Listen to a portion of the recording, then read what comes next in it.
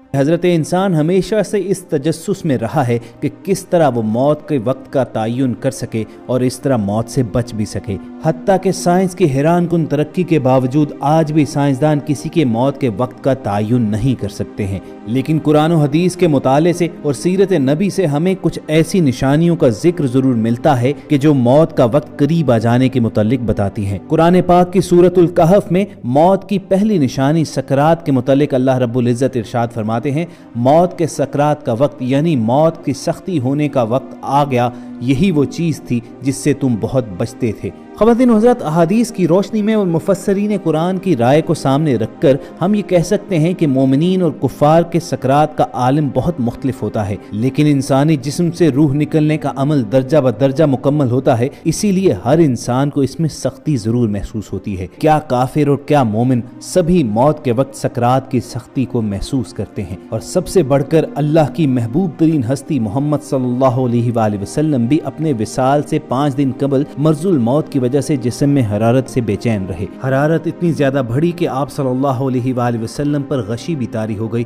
حتیٰ کہ آپ صلی اللہ علیہ وآلہ وسلم نے فرمایا، مجھ پر مختلف کنووں کے ساتھ مشکیزے پانی بہاؤ تاکہ میں لوگوں کے پاس جا کر وصیت کر سکوں۔ اس فرمان کی تکمیل میں آپ صلی اللہ علیہ وآلہ وسلم کو سہارا دے کر بٹھا دیا گیا، اور پھر آپ صلی اللہ علیہ وآلہ وسلم کے جسم اطہر پر اتنا پانی بہایا گیا کہ آپ اپنی زبان مبارک سے بس بس کہنے لگے۔ اللہ کی یہ محبوب ترین ہستی بھی اپنے وصال کے آخری لمحات میں اپنے دست مبارک کو پانی میں ڈبوتے اور پھر اپنے چہرے پر پھیرتے اور لا الہ الا اللہ کا ورد کرتے۔ پھر رسول کریم صلی اللہ علیہ وآلہ وسلم فرماتے، بے شک موت سکرات اور شدید ہے۔ ان تمام اقوال مبارک اور افعال مبارک سے یہ ثابت ہوتا ہے کہ بے شک موت کی سختیاں پیغمبران کرام پر بھی آتی ہیں۔ خواتین و حضرات، اگر سکرات کا جائزہ لیا جائے تو یہ وہ علامات، وہ نشانیاں، وہ تکالیف ہیں جو براہ راست انسان پر اس وقت نازل ہوتی ہیں جب اس کی روح نے جسم سے پرواز کرنی ہو، اور یہ تکلیف انسانی جسم کے تمام اجزاء اور اعضاء کو گھیر لیتی ہے۔ پھر یہ تکلیف جسم کے ہر حصے میں پھیل جاتی ہے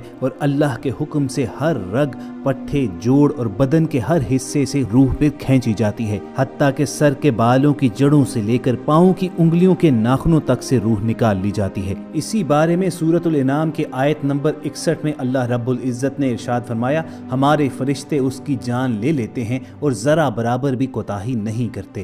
جسم سے روح نکلنے کی تکلیف کے متعلق بزرگ فرماتے ہیں کہ موت تلوار کی مار، آرے کے چیرنے اور کینچی کی کاٹ سے زیادہ سخت ہے، کیونکہ بدن کو تلوار سے کاٹا جائے تو صرف اس لیے تکلیف ہوتی ہے کہ بدن کا روح سے تعلق ہے، تو جب صرف روح ہی کو صدمہ پہنچے تو کس قدر تکلیف ہوگی۔ جب کسی شخص کو مارا جاتا ہے تو وہ مدد بھی مانگ سکتا ہے، چیخ بھی سکتا ہے، کیونکہ اس کے دل اور زبان میں طاقت موجود ہوتی ہے، لیکن مرنے والے کی آواز اور چیخ و پکار سخت تکلیف کی وجہ سے ختم ہو جاتی ہے، کیونکہ روح نکلنے کی بے انتہا تکلیف ہوتی ہے۔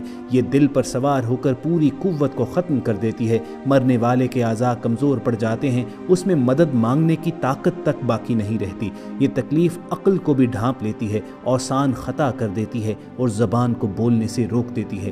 موت کے وقت انسان چاہتا ہے کہ روئے، چلائے اور مدد مانگے، لیکن وہ ایسا نہیں کر سکتا، اور اگر کچھ قوت باقی رہتی بھی ہے تو روح نکلنے کے وقت اس کے حلق اور سینے سے صرف آوازیں ہی سنائی دیتی ہیں۔ انسان کی رگیں کھینچ لی جاتی ہیں، حتیٰ کہ آنکھوں کے ڈیلے پلکوں کی طرف اٹھ جاتے ہیں، ہونٹ سکڑ جاتے ہیں، زبان اپنی جڑ کی طرف کھنچ جاتی ہے اور انگلیاں نیلی پڑ جاتی ہیں۔ ایسے بدن کا حال نہ پوچھو جس کی ہر رگ کو کھینچ لیا گیا ہو۔ پھر ایک ایک کر کے ہر عضو میں موت واقع ہوتی ہے۔ پہلے اس کے قدم ٹھنڈے پڑتے ہیں، پھر پنڈلیاں اور رانیں ٹھنڈی پڑ جاتی ہیں۔ بدن کے ہر عضو میں نئی سختی اور شدت پیدا ہوتی ہے، حتیٰ کہ گلے تک نوبت پہنچ جاتی ہے۔ اس وقت اس کی نظر دنیا اور دنیا والوں سے پھر جاتی ہے، اس پر توبہ کا دروازہ بند ہو جاتا ہے اور اسے حسرت و ندامت گھیر لیتی ہے۔ جدید میڈیکل سائنس تو سکرات کی حالت کو نہیں مانتی، مگر ہم جانتے ہیں کہ یہ وہ وقت ہوتا ہے جب رخصت ہونے والا لینے آنے والوں کو محسوس کرنے لگتا ہے، دیکھنے لگتا ہے۔ ایسے موقع پر اس کے منہ سے کچھ ایسے الفاظ نکلتے ہیں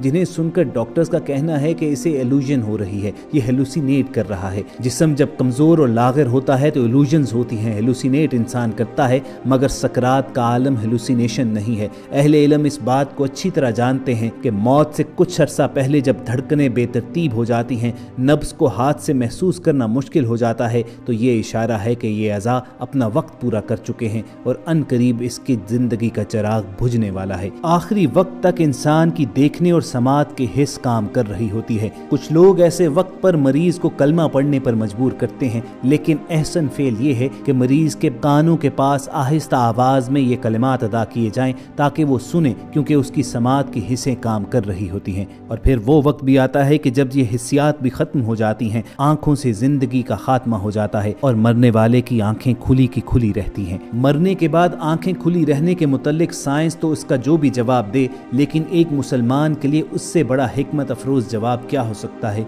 जो आकाए दो जहां हजरत मोहम्मद सल्लल्लाहु अलैहि वसल्लम ने दिया था। सही मुस्लिम की रिवायत है कि जब हजरत अबू सलमा रज़ी अल्लाह तआला अन्हु का इंतकाल होने लगा तो रसूलुल्लाह सल्लल्लाहु अलैहि वसल्लम उनकी इयादत के लिए तशरीफ लाए। वो जानकुनी के आलम में थे। पर्दे की दूसरी जानिब कुछ खवातीन रो रही थी। आप सल्लल्लाहु अलैहि वसल्लम ने फरमाया, मैयत की जान निकल रही होती है तो उसकी निगाहें परवाज करने वाली रूह का पीछा करती हैं। तुम देखते नहीं कि आदमी मर जाता है तो उसकी आंखें खुली रह जाती हैं। जब हज़रत अबू सलमा रज़ी अल्लाह तआला अन्हु का दम निकल गया तो आप सल्लल्लाहु अलैहि वसल्लम ने अपने दस्ते मुबारक से उनकी आंखें बंद फरमा दी। फिर आप सल्लल्लाहु अलैहि वसल्लम ने औरतों को तलकीन की कि अपने लिए बद्दुआ नहीं बल्कि भलाई की दुआ ही मांगे, क्योंकि फरिश्ते मैयत और उसके अहले खाना की दुआ या बद्दुआ पर आमीन कहते हैं। मौत पर इंसान के अमाल का रजिस्टर बंद कर दिया जाता है। मौत पर तौबा का दरवाज़ा बंद और जज़ा और सज़ा का वक्त शुरू हो जाता है। रसूल करीम सल्लल्लाहु अलैहि वसल्लम ने इरशाद फरमाया, अल्लाह ताला बंदे की तौबा कबूल फरमाता है यहाँ तक कि उसका आखिरी वक्त आ जाए। ख़वातीन हज़रात, मौत एक ऐसी हकीकत है जिसे हर मजहब का मानने वाला बल्कि ला मजहब भी मानता है, लेकिन आज हर एक अपनी मौत को फरामोश किए हुए है। बहरहाल जो लोग अल्लाह और उसके रसूल सल्लल्लाहु अलैहि वसल्लम ही के मुनकर हैं, उनसे इस बात का क्या शिकवा। अफसोस तो मुसलमानों पर है कि दुनिया को आखिरत की खेती मानने के बावजूद मौत से और उसकी तैयारी से गाफिल हैं। रसूल करीम सल्लल्लाहु अलैहि वसल्लम फरमाया करते, लज्जतों को तोड़ने वाली चीज को बकसरत याद करो। जब आपसे पूछा जाता कि लज्जतों को तोड़ने वाली चीज क्या है तो आप फरमाते मौत। लेकिन यहाँ पर यह भी याद रहे कि ये दुनिया दारुल अमल है। इसी दारे फना में रहकर दारुल बका की तैयारी करना ही इंसान का मिशन है। मौत की तमन्ना करना हिम्मत और जमा मर्दी के खिलाफ है और रसूल करीम सल्लल्लाहु अलैहि वसल्लम ने भी इसे ममनू करार दिया है। हजरत अनस रज़ी अल्लाह तआला अन्हु बयान करते हैं कि रसूलुल्लाह सल्लल्लाहु अलैहि वसल्लम ने फरमाया, तुम में से कोई शख्स मुसीबत आने की वजह से मौत की तमन्ना ना करे, और अगर तमन्ना ही करनी है तो यूं अर्ज करे, ऐ अल्लाह, जब तक मेरे लिए जिंदगी बेहतर है तो जिंदा रख, और जब मेरे लिए मौत में बेहतरी हो तो मुझे मौत दे दे। अगर आपके दिल की भी यही आरजू है तो कमेंट सेक्शन में आमीन जरूर लिखिएगा। हमारी कोशिश होगी कि बहुत जल्द ऐसी ही इस्लामी और इस्लाही वीडियो के साथ दोबारा मुलाकात हो, और ये वीडियोस हासिल करने के लिए आप रेड बटन पर क्लिक करके और बेल आइकॉन को प्रेस करके हमारे चैनल के सब्सक्राइबर जरूर बनिए।